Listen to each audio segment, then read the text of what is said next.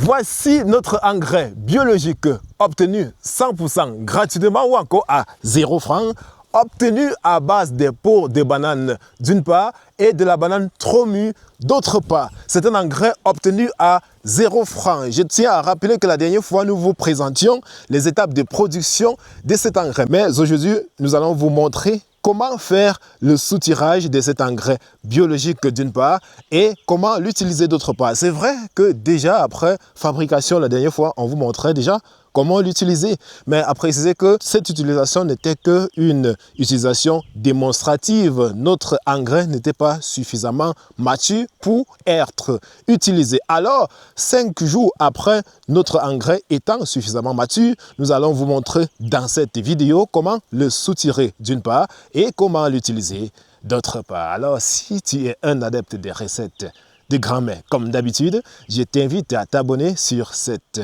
page parce que désormais, nous allons vous partager des recettes de grand-mère dans ce mini laboratoire sous le manguier. Abonnez-vous pour plus de contenu du genre. Donc, nous allons découvrir notre engrais. Voilà. Ok. Donc voilà, nous avions essayé de couvrir. C'est vrai qu'on avait initialement mis les peaux de banane, mais puisque le vent essayait un peu d'emporter cela, on a préféré mettre cette bassine au-dessus. À préciser que la bassine est bien fendue là, c'est bien cassé, donc il doit avoir échange d'air. Voilà, donc on peut retirer. Et voilà notre engrais. Donc voilà la quantité qu'on avait fabriquée la dernière fois. On n'a pas voulu augmenter juste parce qu'on n'a pas suffisamment eu des peaux de banane. Voilà. Donc lorsqu'on ouvre déjà là, il y a une odeur magnifique qui sort là, qui se dégage. Ça sent un peu comme le matango du village là, le vin obtenu des raffia, voilà, le vrai matango du village, obtenu des trucs de raffia là, vin de raffia, voilà. Donc ça sent un peu comme ça, très bon. Ok, donc vous allez voir qu'il y a les peaux de banane entières, c'est parce que de temps en temps, lorsque les gars passaient au champ, ils mangeaient la banane et ils venaient se balancer les peaux à l'intérieur. Sinon, voilà ce qu'on avait utilisé, c'était les peaux de banane triturées. Ok, voilà. Donc aujourd'hui, nous allons faire l'opération de soutirage plus utilisation. Et pour soutirer, on aura besoin juste d'un récipient. Voilà. Et je vais utiliser ici directement notre arrosoir. Et d'un filtre. Et je vous avais dit que comme filtre, vous pouvez utiliser n'importe quoi, un tissu, un sac, une moustiquaire pour filtrer. Nous sommes en plantation. Bon, directement, je vais mettre mon filtre à l'intérieur là. Très simple. Je suis au champ et je n'ai pas le temps de faire... voilà. Je n'ai pas le temps du protocole. Ok. Donc, lorsque j'ai mis mon filtre là, j'utilise un seau, n'importe quoi, un truc pouvant tout simplement purger. Voilà, voilà une demi-bouteille que j'ai ramassée. Nous sommes au champ et nous utilisons tout ce qu'il y a comme moyen de bord. Et puis, on prend juste notre engrais là, qu'on verse dans notre arrosoir. Voilà, c'est comme ça qu'on soutire. Donc, je précise que chaque fois on passe là, on tourne. Chaque fois on passe là, on tourne. Chaque fois on passe là, on tourne. Voilà, avant d'atteindre cet âge de maturation, ça veut dire environ 5 jours. Donc ça peut aller plus, hein. Ça peut aller au-delà de 5 jours, il n'y a pas de souci. Voilà, mais 5 jours c'est le minimum. Donc il y a certains qui avaient demandé pourquoi est-ce qu'on devait chauffer l'eau. Parce que j'ai précisé qu'il y avait une autre méthode qui consistait à chauffer l'eau et y verser. Je vous ai dit qu'on chauffait l'eau justement pour limiter ce temps-ci. Voilà, comme nous avons fait 4 à 5 jours, si vous n'avez pas le temps de faire d'attendre autant, vous pouvez juste chauffer l'eau, vous mettez là, et puis vous faites juste l'infusion. Voilà, pendant quelques heures là, et directement vous utilisez. Mais nous avons voulu faire la méthode naturelle sans pression. Ok. Donc on sautille notre engrais là. Et on s'en va au pied de la plante pour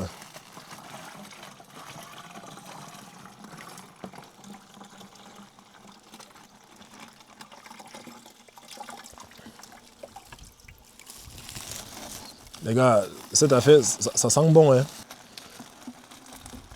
Donc, voilà notre engrais là. Vous pouvez toucher, il n'y a pas de souci. que nous venons de soutirer. Les débris qui vont rester, vous pouvez les déposer au pied de vos plantes sans aucun souci. Voilà. Et lorsque vous déposez, si vous êtes peut-être en saison sèche, il faudra couvrir avec la terre. Donc sinon, ça va plutôt sécher au lieu de pourrir.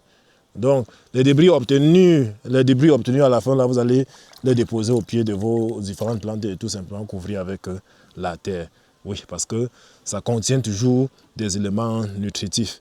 Ok, donc voilà en fait notre engrais soutiré et on va se rendre au pied de notre plante pour l'arrosage ou du moins pour l'engraissage, pour utilisation. Et comme plante, quoi de mieux que une plante du fruit de la passion. Voilà, donc c'est notre culture majeure ici au champ. Et on ne blague pas avec. Nous sommes déjà au mois de janvier. Les pluies vont bientôt retourner. Et lorsque les pluies vont retourner, je crois qu'il y a des personnes qui ont, pour certaines, acheté des espaces terriens. D'autres ont loué et sont actuellement en train de se poser des questions. Ouais, les questions sont entre autres, comme les pluies sont déjà presque de retour, quelle culture je dois mettre pour pouvoir occuper ces champs? Alors, je vais te donner un conseil, peu importe la culture que tu vas mettre ou bien que tu comptes mettre, n'oublie pas de mettre celle-ci. Voilà, ça c'est la passiflore edulis. Ça c'est la variété marron. Voilà le fruit de la passion. Donc, peu importe ce que tu comptes mettre dans ta plantation à cette période de campagne agricole, je t'invite à y mettre, même si ce n'est pas dans le champ complet, mettez quand même quelques plants. Les quelques plants vont vous permettre de comprendre beaucoup de choses au cours de cette année. Peut-être l'année prochaine, vous allez réfléchir autrement lorsqu'il va falloir vous lancer dans des spéculations. Le fruit de la passion, c'est très important. Regardez les fruits au mois de janvier. Là, sont des cultures qui jusqu'à présent fructifient encore du genre. Voilà, les avocats, par exemple, on a déjà presque récolté et les plants sont au champ en train de fleurir encore pour la saison prochaine. Ça, c'est pour ce qui concerne les variétés qui produisent 2 fois par an et d'autres fleurissent encore pour l'année prochaine. Ça, c'est pour des variétés qui produisent 1 fois par an. Mais le fruit de la passion, lui, pendant qu'il est là, en train de grandir, il y a certains fruits qui ont déjà mûri jusqu'à tomber. Et voilà, ils sont pleins. Et entre-temps, il y a d'autres qui sont même encore en pleine floraison là. Et cela est continu pendant toute l'année. Je ne sais pas si vous allez voir la fleur. Je vais vous montrer juste les fleurs là. Voilà la fleur du fruit de la passion. Voilà d'autres fleurs là qui se forment encore. Et bien d'autres. Voilà, tout ça c'est des fleurs. En plein mois de janvier. Donc cela est continué. Lorsque les pluies seront de retour, ça va seulement s'aggraver. Vous voyez comment, avec le soleil, les plantes sont en train de fleurir. Voilà. Donc c'est continu. Et entre-temps, voilà les fruits qui sont au sol. Vous voyez les fruits qui sont au sol là. Les fruits qui sont là. On ramasse un peu de partout. Voilà. Donc les fruits sont mûrs, d'autres sont là en train de grandir, d'autres sont en train de fleurir. Et c'est comme ça toute l'année. Ça ne s'arrête pas. Donc le fruit de la passion est une spéculation à laquelle vous devez penser lorsque vous pensez agriculture. Cela étant dit, nous sommes au pied du fruit de la passion pour appliquer notre engrais biologique. Mesdames et messieurs, observez attentivement le processus. On va d'abord nettoyer la plante et après nettoyage, nous allons tout simplement appliquer notre engrais là. Ok. Donc si ça touche la plante ou bien le pied, la tige, il n'y a pas de souci. Si ça touche la tige là, il n'y a pas de souci. Versez juste une quantité là. Moi, je mets généralement entre 1/4 de litre et 1 demi-litre. Voilà. Parce que la plante est déjà suffisamment adulte. Regardez vous-même le diamètre. Voilà. Regardez vous-même le diamètre de la plante. C'est suffisamment grand. Ça remplit presque ma main.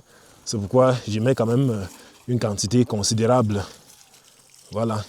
Et comme c'est gratuit, on peut mettre à volonté. Voilà. Et comme c'est aussi bio, on peut aussi mettre à volonté. Vous voyez, on marche là et puis on ramasse les fruits dans nos champs. On marche et on ramasse. Voilà. Et je précise, regardez le paillage qu'on avait fait la dernière fois. Le paillage, ça consistait justement à protéger l'humidité au pied de la plante avec les troncs de bananier. Donc quand on ouvre là, Les gars, regardez la magie, ça fait plus de 2 semaines qu'on a fait cette opération. Bon, j'ai souvent du mal à pouvoir faire des démonstrations avec cette caméra parce que ça ne me montre pas vraiment ce que je voudrais qu'on puisse voir. Oui, ça cherche seulement à embellir les choses. Parce que ici, là, c'est tellement humide. C'est tellement humide. Mais la caméra ne va pas vraiment pouvoir nous montrer la différence entre cet espace-ci bien humide et l'autre espace-là qui est bien sec. Bon, il y a mon ombre là qui cache. Donc vous pouvez... Si vous regardez un peu bien là, vous allez voir qu'il y a l'humidité qui vient d'ici là jusqu'à quelque part là. Et à partir d'ici là, c'est sec. Donc cet espace humide n'est rien d'autre que cet espace qui était couvert par les troncs du bananier qu'on a fendu pour déposer là. Voilà. Donc le jour même qu'on a déposé, on a d'abord fait l'arrosage. Et on a mis les troncs là pour protéger cet arrosage là et pour améliorer le même arrosage. Voilà. Donc en fait, on a ouvert là pour d'abord mettre l'engrais. Donc nous mettons notre engrais. Mettons notre engrais là.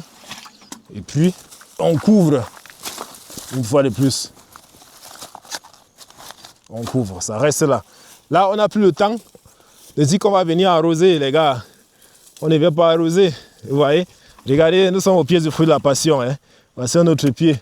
Toujours avec le paillage. Voilà les fruits qui sont posés là. Tombés. Donc ça vient d'où? Bon, ça vient d'ici. Hein. Ça a chuté de là. Donc, ça a chuté de là. Donc voilà les fruits qu'on ramasse. À chaque instant, là, ça tombe. Chaque instant, ça tombe. Vous voyez, c'est plein. Les gars, c'est magnifique, cette culture. C'est pourquoi presque toutes les astuces que je vais vous donner, je chercherai toujours à venir les appliquer ici. Voilà. Donc, voici notre système de paillage. Et quand on ouvre, vous voyez, oh, la caméra ici, ça ne nous montre pas vraiment ce qu'on... Regardez comment ici, quand même, si vous observez bien, vous allez voir comment il y a une zone là qui est en quelque sorte différente en termes de couleur par rapport à l'autre ici. Donc ici là est plus sec, là-bas est plus humide. Vous voyez? Donc naturellement, c'est l'effet de ce tronc. Regardez d'abord comment le tronc est bien humide et ça ne peut pas être humide comme ça, être posé sur un espace qui est sec. Vous voyez? Donc le tronc est là très bien humide, ça ne sèche pas très vite. Vous connaissez comment le tronc de bananier résiste, ça ne sèche pas très vite.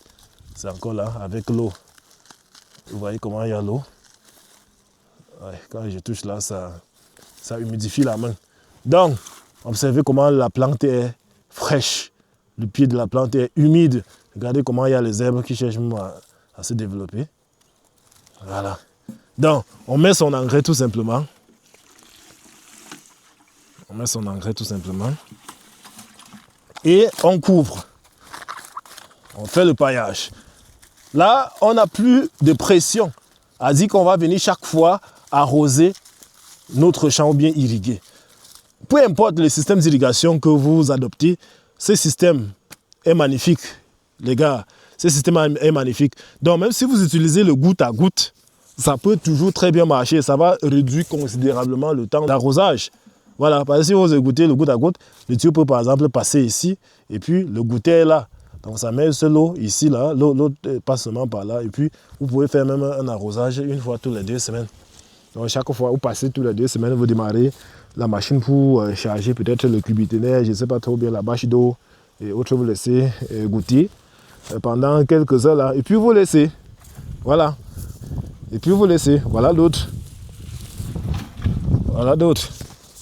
Donc nous avons décidé de ne plus jeter nos troncs de bananier. Vous voyez comment... Oh, on ne peut pas bien voir de toutes les façons. On ne peut pas bien voir. Pourtant, c'est bien humide là. Très bien humide. Regardez comment les petits herbes cherchent à se développer. En pleine saison sèche. En pleine saison sèche. Bien humide. Vous voyez? Il y a même germination des petites herbes. Il y a germination. Vous voyez comment les herbes cherchent à germer là. Vous voyez? Donc, on met l'engrais. Et puis, on protège. C'est ça le truc. On met l'engrais et on protège et on continue l'opération. Voilà notre plan. Voilà le paillage. Bien humide, toujours. Donc, je ne sais même plus quand est-ce que je passerai pour arrosage. Hein. On va faire le truc là. Et puis, on couvre. Voilà. On couvre seulement bien. Et là, on peut encore aller chercher un autre engrais. Voilà. Donc, c'était là l'utilisation de notre engrais au pied des fruits de la passion. Vous avez vu? Et je dois préciser que cet engrais est essentiellement riche en potassium. Le potassium qui, justement, favorise la fructification, le grossissement des fruits et surtout la protection des plantes contre les maladies. Voilà. Donc, optez toujours pour le bio. Pour ceux qui sont intéressés par le bio, c'est l'une des techniques que vous pouvez utiliser, les gars. C'est l'une des techniques que vous pouvez utiliser. Je tiens à préciser que pour ceux qui sont intéressés par le fruit de la passion, nous avons organisé des formations en ligne et qui continuent d'ailleurs. Et donc, vous pouvez rejoindre la cohorte du 15 janvier. Ceux qui sont intéressés par ces magnifiques fruits, vous pouvez rejoindre la formation. La formation est jusqu'à présent au prix promotionnel de 15 000 francs CFA avec remise d'un bonus de 500 graines de semences. Je précise qu'avec 500 graines de semences, vous pouvez ensemencer jusqu'à 1 quart d'hectare d'espace en ce qui concerne le fruit de la passion. Donc, si vous êtes intéressé par cela, comme je viens de vous le dire, vous pouvez contacter tout simplement le numéro qui s'affiche à l'écran et puis vous prenez le train en marche. La formation est accompagnée d'un suivi naturellement. Donc, vous êtes intéressé par cela, inscrivez-vous et puis on se prend dans la prochaine capsule pour ceux qui sont des adeptes des recettes de grand-mère que je ne cesse de vous partager sur cette page. Et pour ceux qui sont intéressés par ce projet, je tiens à rappeler que nous avons à notre disposition des semences de qualité et surtout les semences magiques mises à votre disposition pour une campagne agricole réussie. Vous avez besoin des semences de fruits de la passion en graines ou bien les semences en blanc. Passez-nous juste la commande. Peu importe votre pays, nous pouvons vous envoyer les graines. Mais nous envoyons les plantes uniquement pour ceux qui sont au Cameroun. Et pour être sûr d'avoir les plantes au moment opportun, je vous prie de garantir surtout vos plantes parce que les plantes sont en train d'être produits en fonction des différentes commandes enregistrées. En précommandant, vous avez des réductions de jusqu'à 35%. Voilà, le plant de précoce coûtera 1000 francs au mois de mars, mais en le précommandant maintenant, vous l'avez à 650 francs CFA. Commandez vos semences à temps pour être servi à temps et surtout au bon prix.